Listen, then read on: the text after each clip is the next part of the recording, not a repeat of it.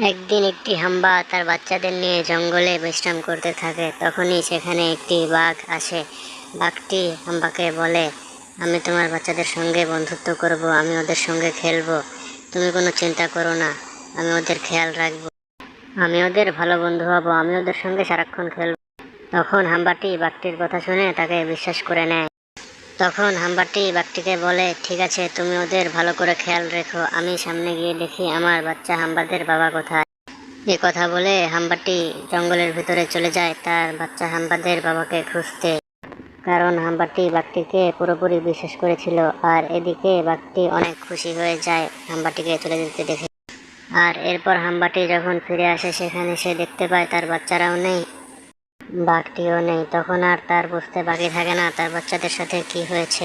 তখন সে সেখানেই দাঁড়িয়ে কাঁদতে থাকে আর ভাবতে থাকে, হাম্বা আর বাঘে কখনো বন্ধুত্ব হয় না,